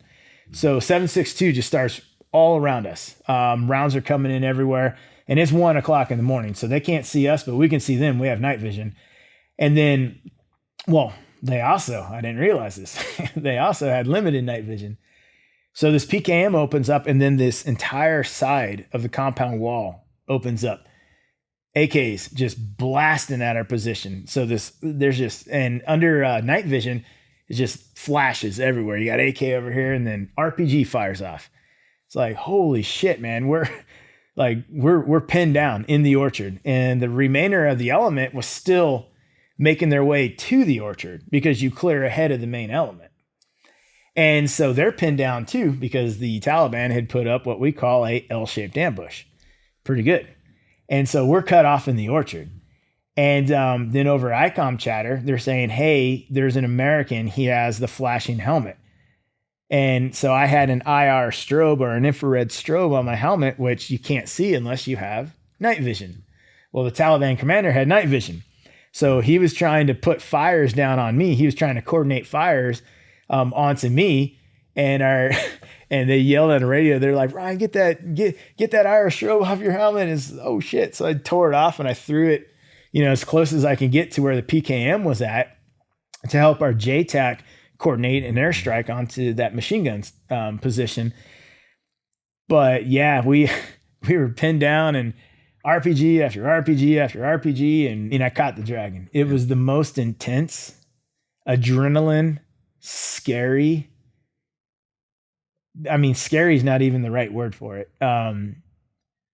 The death, something, whatever a word is for being so scared that you go off of muscle memory. Yep. That's what we were, pinned down in that orchard. And it did. I mean, we couldn't get approval to drop because my position from where the first machine gun was at was 20 meters. So that's not only danger close, that's extremely danger close. Like, you're going to drop on your own dudes. And finally get approval to drop, because if we don't drop, Ryan's dead. And so we were able to drop. Boom. First bomb goes off, and it rocked me. Like, I'm trying to stand up. I keep falling over. The only thing I can equate it to is being drunk. But this was like a drunk, like your skeleton leaves your body, slaps you in the face, then re-enters your body. It was weird. But 500-pound bomb dropped 17 meters from my position. And finally, it's like, all right, get the guys, fall back to where the main element's at, drop another couple bombs. All right, assault the compound. And I'm sitting there. I'm like, holy cow, I got this liquid coming out of my ears. And what is going on, man? Things are spinning, but you're in combat.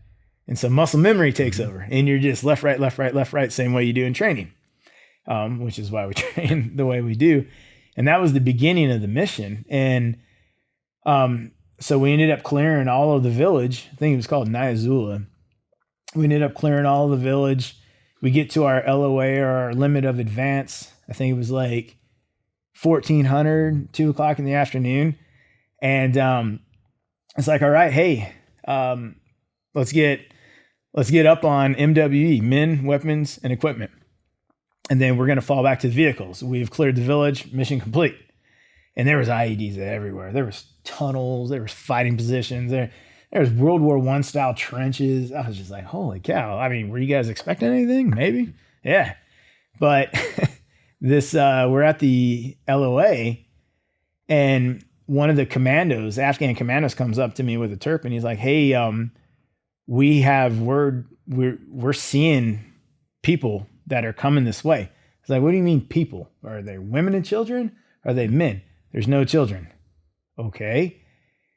All right. Hey guys, we need to wrap this up. We need to go. But at this point in time, we're trying to let the Afghan army know, like, hey guys, you're going to have to hold this area. It's ancient in warfare. Take ground, you hold it. Nope. We don't want to hold it. Well, then why are we here? You have to. So anyways, so we're having this debate with Afghan forces at the time. And this commando, he's like, hey, like the army, they can do whatever they want, but we need to leave now because we have word. There's a lot of guys coming in this direction, a lot of somebody. They're not children. And we keep seeing them and then not seeing them. And so tunnel system. And then it's like, hey, I told the team sergeant, like, hey, man, we need to roll. This is what's going on.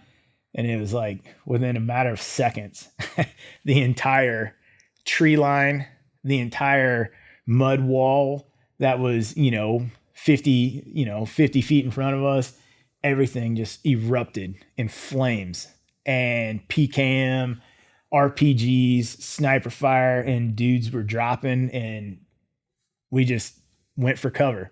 You're not worried about concealment, just cover. I need to get out of this line of fire, and then we need to, fight back with overwhelming fire superiority, and we need to take the advantage, the upper hand. And it's like, how do we get that? Well, with air support. Okay, great. What's that? We can't drop bombs? Well, why? Oh, you don't know who's who because they're in our lines. It's like, oh shit, man. So we're going to have a fist fight here.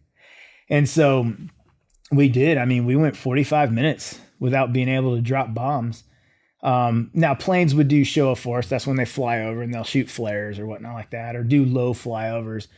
But we had stumbled into a Taliban training camp, and crazy enough, we surprised them and they surprised us. And so we're duking it out with these dudes. And we didn't have our air support. And then we start to get casualties coming in. And then you get that dreaded call over the radio, eagle down, eagle down, eagle down. And that's when you know an American's been hit. Whether he's KIA, whether he's WIA, you don't know. And so eagle down it's a horrible thing to hear. Horrible. It stops your heart. And so it's like, okay, we got Americans down. And then over the radio again, eagle down, eagle down. And then the radio again, eagle down, eagle down. It's like, holy shit, dude. Dudes are getting hit. We're starting to try and figure out, like, we need to set up a CCP or a casualty collection point. We got to start getting these wounded dudes in here. We got to start getting these dead in here. So CCP's over here. All right, CCP's over here. Well, my buddy, Frankie, and I, we're still up in the front. So we don't see all this going on behind us because we were in the front, which is where the 18 Charlies are. And so now all of a sudden we hear that the most dreaded sound for Green Berets, and I'm pretty sure for SEALs and MARSOC and everybody else too, is the thump of a mortar leaving the tube. And you're like, oh shit, 1, 1,000, 2, 1,000, 3, 1,000, 4, 1,000, 5. Boom. So the mortar explodes up behind us. We're like, holy cat, man. 50 meters behind us, like shit. Thump. 1, 1,000, 2, 1,000. The mortar explodes in front of us. Well, shoot long, shoot close, and then split the difference, and they're going to bracket you in. So now it's like, hey, we need to leave now. And so we had like 3 wounded Afghans with us. So we're doing this duck walk through this trench because every time your head gets stuck up, they take shots at you. And we knew there was no IEDs in it because it was like a foot of water. So, and I know maybe, I don't know of any underwater IEDs that they've created, but I was fairly certain we weren't going to hit an IED with a foot of water in the ditch. So we make it to the first CCP. It's like, okay, all right, let's get these wounded dudes offloaded. Hey, where do you guys need us? Find work. You got it. Security. And then we start taking rounds into the CCP. And we look over, and there's a 2-story building, and they're hitting us with sniper fire from that building. So we're returning fire. Well, the building's far enough away, we can drop on it. So now we got bombs on target. Okay, Taliban knows we have bombs on target now. So now we can start to, turn the tide of the battle, because at this point we're getting our asses kicked. But we got to move to CCP because we hit that building, but then we start taking fire from a different point. And so we know there's a tunnel system around there somewhere. So we find another area for the CCP, which is running across the fatal funnel again, that road where all the rounds are coming from. And then we find this building that we can secure that has an open field that we can also secure and start getting helicopters down to get the wounded and the dead out. So, okay, secure this CCP. All right. Hey, we're dropping bombs. We've distinguished the lines between Taliban and us. We're actually, once you start putting bombs down, they're going to start to hide. Good. All right. This is our time to pull back. We need men, weapons, and equipment. Not so much weapons and equipment. We need men, head count. All right. Americans, all accounted for. Good. Afghans, we have 3 missing. Shit. Well, you can't leave guys behind. Nobody gets left behind. So what do? Well, we got to go get them.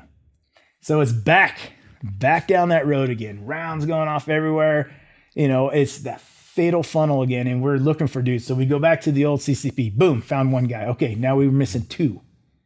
Where was the last time, my Afghan counterpart, Abe, where did we see him last? Well, shit, the last time I saw him was at the footbridge 500 meters up this road that seems to be attracting a whole lot of firepower down it. Why? Because it's aiming stakes. You got the left and right limit of the road. Anything in between it, shoot it. Simple. So it's like, all right, how are we going to do this? And our JTAC, our combat controller, he's like, all right, dude, let me tell you what we're going to do. I got 2 Apaches. They're going to fly in over the road, and they're going to start gunning up things. We are going to run behind the Apaches to where you think Abe is at, because I'm pretty sure he's there. And we're going to recover these last 2 Afghans, and we're going to leave, because the Afghans wouldn't go back after him. They were like, inshallah. It's like, no, those are soldiers. We're going to go get them. Nobody gets left behind. I don't care. And so he's like, all right, Apache's inbound. You guys ready? We got 1 shot at this, because we're not worried about them running out of ammo. They're almost bingo on fuel. That's a bad thing. So it's like, all right, 1, 2, 3, boom. Apaches are coming in. Guns are going. 2.75 rockets, whatever. And it's like, all right, we're good. Running. I'm like, please leg, hold up. Please leg, hold up. If there's one time I need you to hold up, it's right now. And we're just sprinting down this road. And we get to the bridge, and I look down in the ditch, and Abe and then our missing commando are there, and they're dead. So we, So we recover Abe, and it was hard. I mean, 200-pound man, soaking wet in blood. Blood is very slick, and it's very hard to grab onto a person, especially when you're getting shot at. So we get the commando, and we get Abe out, and we start to move back.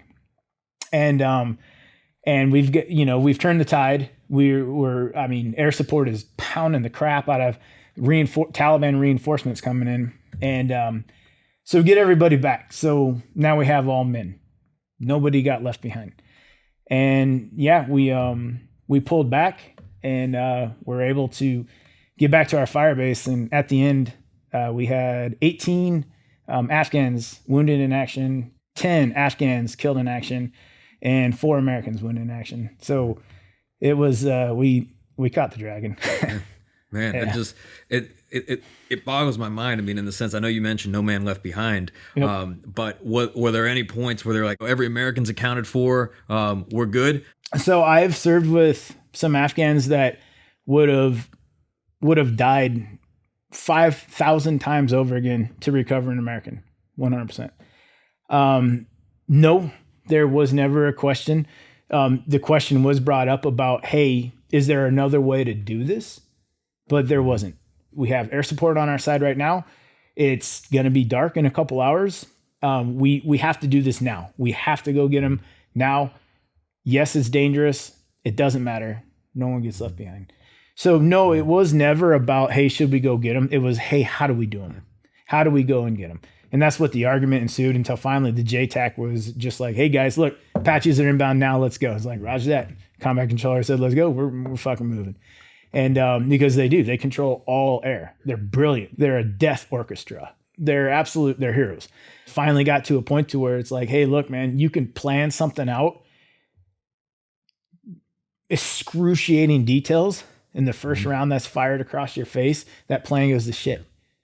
And I'm pretty sure it could be the same in corporate too. You can plan something out into excruciating, details until that first frago or fragmentation comes in where there's like, well, we didn't think that was going to happen. Then that whole plan is gone to shit. Sometimes you just have to say, hey, bring in the Apaches. We're sprinting behind them. We're going to go get these dudes. Yep. And that's what we did. So no, whether we were going to get them, no, that wasn't the question. It was how. Yeah. Mm-hmm. Man, so you catch the dragon. Are you ready to go home? No, because now I want to catch his brother. And so I just kept riding this combat high and riding it and riding it and riding it. And, you know, I went back to Afghanistan. That was 16. I went back 17, 18, and 19 as a Green Beret. And then I went back 20, and I got home in July of 21 as a defense contractor. And you're just still looking for that high, that combat high, that distinct 7.62 crack that just puts your adrenaline into a ride that no drug will ever give you. And it's that I survived. Now I want to survive again and again and again. And it's dangerous. I don't know how it works, but I do know that it is an issue right now with veterans. Yeah. And it's a very dangerous issue because there are people that are trying to get that high through any means available, including wrecking and losing their own lives to do it. Bringing things to present day, where your passion lies today, or even maybe just perhaps sense of purpose, because I mean, you're still a young guy, right? You're in your 40s. Yeah. You've got a lot of life ahead of you. Yeah. And it's hard to look back and say, hey, I'm gonna try to keep amplifying what I've just gone through, right? Yeah. So I've actually thought about this quite a bit, and people think it's funny, but it's the truth. I have no idea what I want to do when I grow up. I don't. I've been military and governmenting it up since I was 18 years old. Being given a task condition and a standard, like, who is Ryan Hendrickson? I mean, my job was a Green Beret, but I am not a Green Beret. I just was a Green Beret as a job. It's just a job. It's a title. It doesn't mean anything. I have these experiences, but everybody has experiences. It's okay, cool, man. So you've been shot at. Congratulations, bud. So there's a lot of people. So who am I? And so I'm on this journey to figure out, like, who do I want to be when I grow up? What do I want to be when I grow up, kind of thing. And I know mental health is very important to me. I've lost a lot of friends to suicide. And then I see these issues going on in our country today, and these unanswered questions that our veterans are going through. Was it worth it? You know, what was it for? And all this other stuff. And the underlining demon with all of this, whether you're military or first responder, whatever, or someone who COVID has just beat you down, is mental health. After I lost my buddy to suicide, I definitely started to think, like, well, I could have easily have been one of the 22 a day myself, because I had a mental point in my life when I was like, maybe it's better if I'm not here. You don't really overcome it, but I was able to understand it to where I can make myself a better man. You know what I mean? Because that's one thing that a lot of people don't understand is you'll see people and they'll have this problem that happened to them. The fact of the matter is you can never undo the past. It will always be there. You can never make something not happen. It will always be a part of you. What we don't focus on enough is how do I adapt my life? How do I make myself better for this situation that I'm having a lot of issues overcoming right now? That's what we don't focus a lot on. A lot of people, they just want to forget about it. Like it never even happened. And a lot of those techniques are through drinking, through drugs, and a bunch of different outlets that are temporary because this happened. How do you quit blaming, as in my case, blaming everybody for you, for your past, when in fact, guess what? You're not the first guy to ever have a hard past. You won't be the last guy.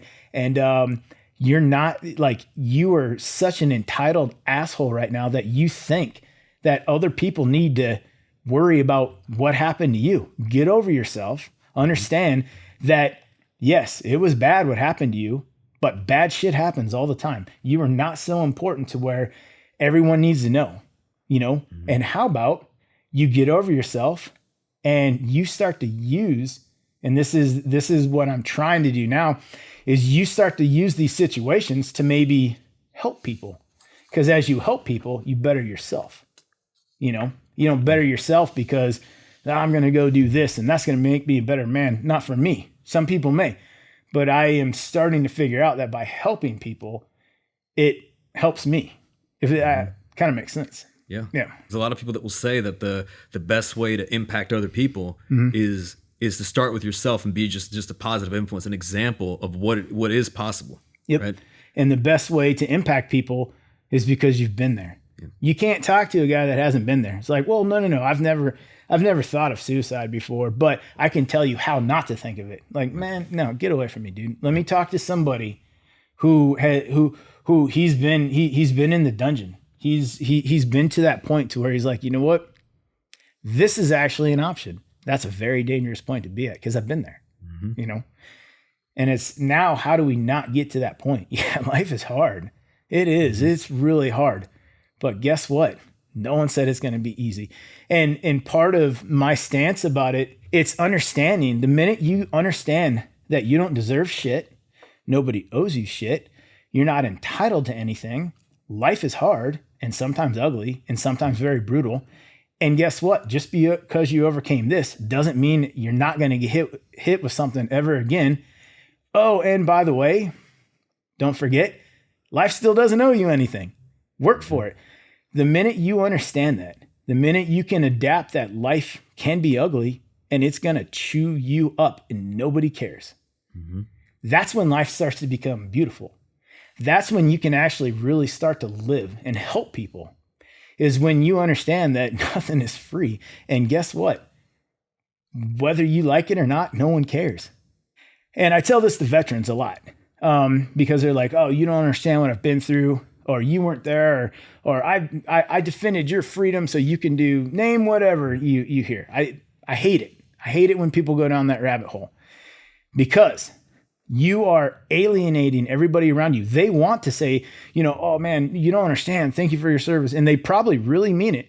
But if you're not doing one of the 3 F's, if you're not feeding someone, financing someone, or fucking somebody, then you're not a life-sustaining thing for them. So they may truly mean thank you for your service or thank you for what you've done. But if you're not doing one of those 3 F's, they still got to take care of their family. They still got to do life-sustaining functions. You have to. It's life. And if you aren't providing one of those, then guess what? Thank you for what you've done, but I got to get back to my life. I have to. And veterans, some people just don't understand that. And some veterans are having issues with understanding that, hey, look, man, people will thank you and they probably truly mean it, but you're not owed shit, dude. Just because you did this and because you think that you've done something so extravagant that everybody owes you something, you're not owed a thing. You're not. That was a choice you made. Nobody owes you anything. And because these bad things happen to you, guess what? Bad shit happens in life and is going to continue happening. Get over yourself. And that's what I try and really like push off on veterans, because that's what it took for me to climb out of the 22 a day. I imagine when a lot of people hear this sort of thing, it's like, you're not owed anything. And to the ones that do have, any kind of, mindset of being a victim or any entitlement, they probably don't like to hear that. Right. No. And ironically, you're not telling them this to offend them, to, to hurt them or anything like that. You're actually trying to put them on the path to actually, moving forward. Well, and not just that, but if you look at our country today, we have a victimization, entitlement catastrophe going on. I don't know how else to say it. We are bringing up a youth in our country that is either victimized or entitled to something because they feel like they deserve something. And I see it in veterans too, the victimization mindset, the entitlement mindset. Well, I went through all this, victiming. You're a victim to what you think you went through, and you owe me this. Now you're entitled. But then you're going to go and you're going to bash the people that you're like, oh, well, why are they out there doing that? You mean the same thing you're doing? But you're using the cloak of military to make your campaign right, but their campaign wrong. It's like victimization and entitlement is dangerous, and it is plaguing our country today.